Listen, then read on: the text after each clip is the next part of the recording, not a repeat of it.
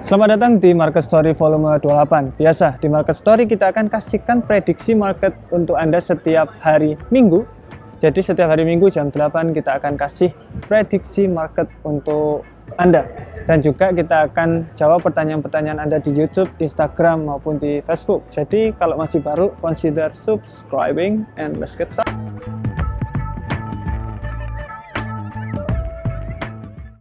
Gustian Bimantoro, Mas, gimana baiknya menentukan untuk buy atau sell saat pertama melihat chart?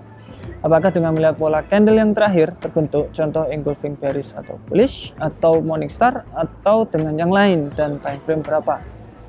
Oke, begini saja biar lebih gampang. Kalau saya melihat market pertama kali, itu saya lihat daily H4 supaya saya tahu market itu trennya bagaimana.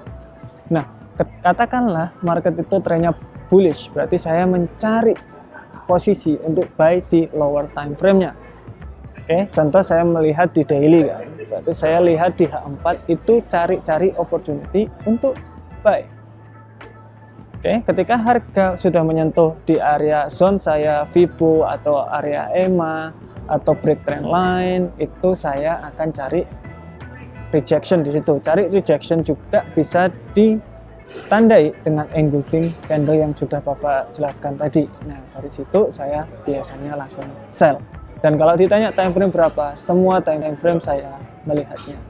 Karena saya ingin tahu terlebih dahulu bagaimana tren besarnya dan bagaimana sekarang tren kecil. Oke, Pak Ramandoni, sorry. Gimana caranya mengetahui tren market bullish atau bearish dalam kondisi kuat atau lemah? Soalnya saya sering kejebak ketika entry lalu market konsolidasi. Mohon pencerahannya. Simple. Trading saat session. Jadi kenapa sih kok konsolidasi? Jadi konsolidasi itu ada karena market itu tidak volatile atau tidak ada perdagangan yang sangat signifikan. Oke?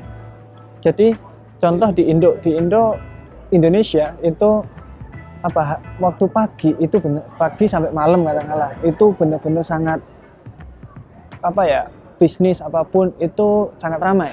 Tapi kalau tengah malam itu lumayan sepi. Nah, sama seperti market juga seperti itu. Jadi market itu ada sessionnya terlebih dahulu, sessionnya. Contoh Euro USD pergerakannya hanya di London sama di New York. Ketika di Asia dia bakalan konsolidasi. Volatilitasnya itu kecil, makanya kena konsolidasi. Kalau mau enter, ya sesuaiin pairnya Anda dengan session yang Anda pakai. Semoga itu membantu.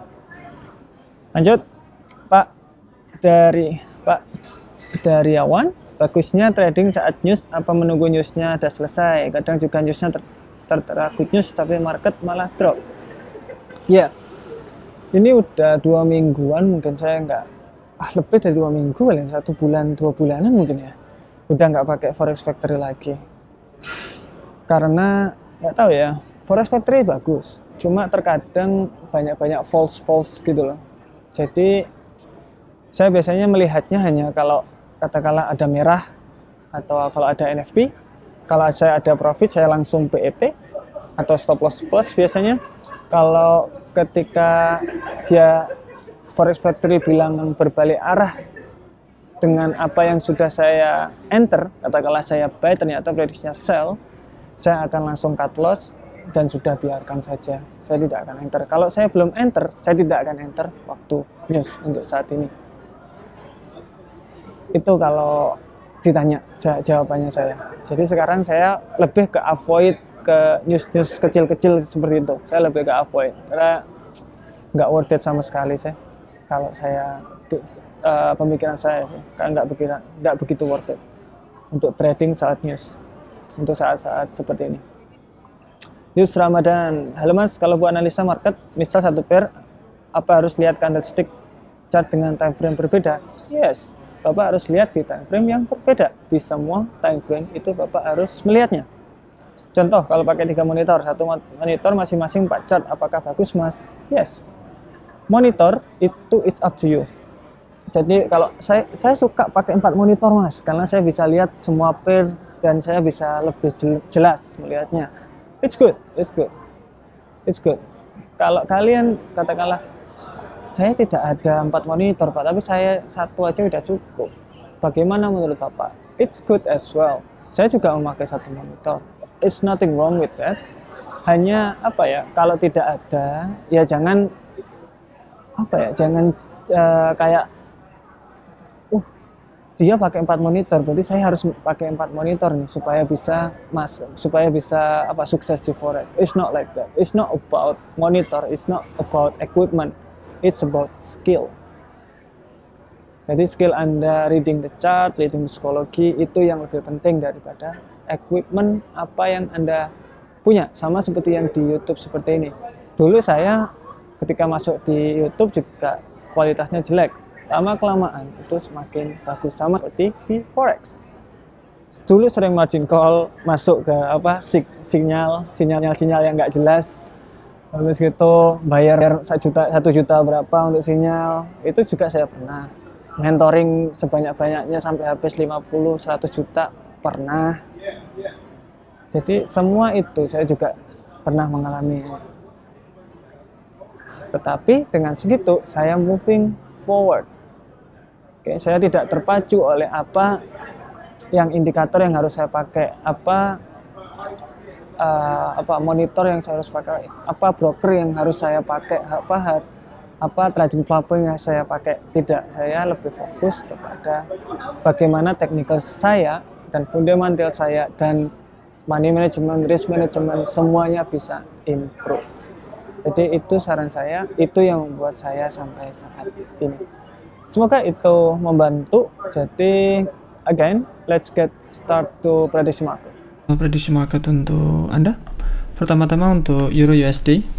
Nah, Euro USD sekarang lagi di area konsolidasi yang sangat besar untuk saat ini. Nah, kita expected dia untuk turun hari Kamis kalau nggak Jumat kemarin. Ternyata dia malah turun sedikit, kemudian naik lagi. Kemungkinan ini membentuk higher high, melanjutkan untuk konsolidasi besarnya. Tapi sekarang dia kembali lagi di area entry kita. Jadi kita tunggu saja bagaimana market nanti hari Senin playing. Kalau dilihat dari strukturnya, dia akan membuat higher high di area 18981 area key level sebelum lanjut turun kembali. Let's see bagaimana hari Senin nanti playing di area kotak yang sudah saya taruh di sini. Kemudian gold was happening with gold. Gold sudah saatnya kelihatannya untuk turun sebelum melanjutkan tren tinggi naiknya lagi. Jadi tren besarnya itu masih bullish, sangat bullish sekali. Tapi untuk tren kecilnya kayak beberapa hari ke depan itu masih ada penurunan at least ke 1900 atau 1900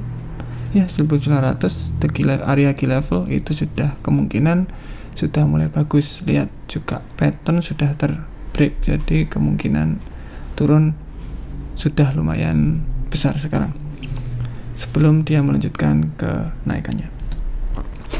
Untuk USD CAD kita sudah prediksi dia membentuk lower low, seharusnya dia membuat lower high. Ini dia arahnya, kita udah naikkan.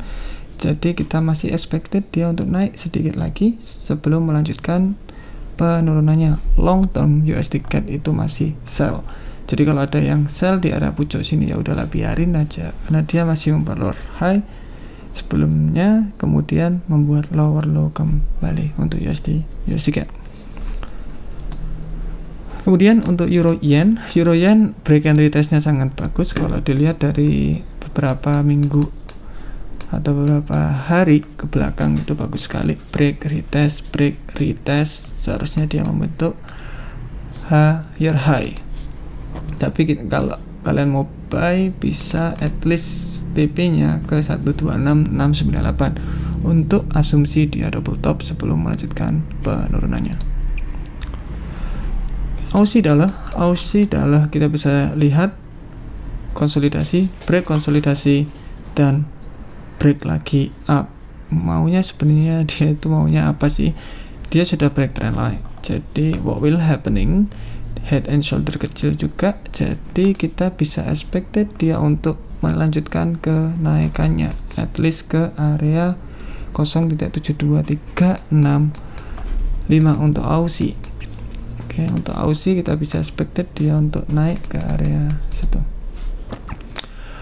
Pound dollar ini kita bisa lebih bagusin lagi.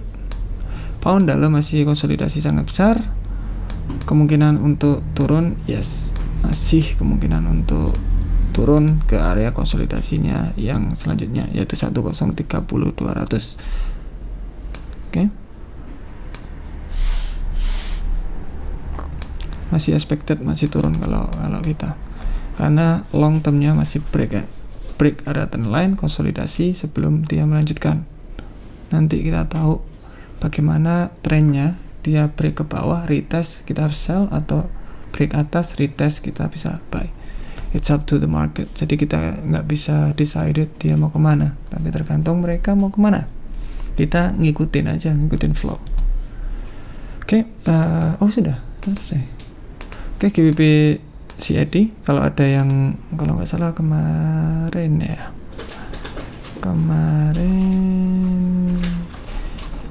yes, jadi GBP CAD kita ada posisi ketika dia double bottom di sini, kita bilang 1:2. Ini kalau bisa diperbagusin lagi ya. Gak tahu enternya kita waktu harga berapa kemarin. Nah, waktu candle terakhir yang situ bener yang ini, kayak 1:2. It's good. Jadi saat ini silakan di hold untuk GBP CAD. Oke, itu semua dari saya. I hope you learn something and see you next week. Terima kasih sudah menonton video ini sampai akhir.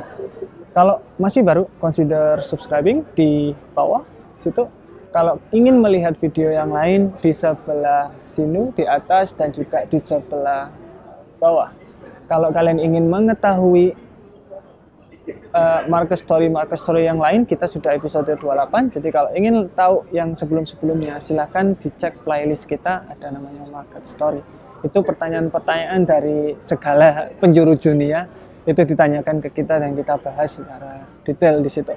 Jadi, see you next one, see you next week, bye bye.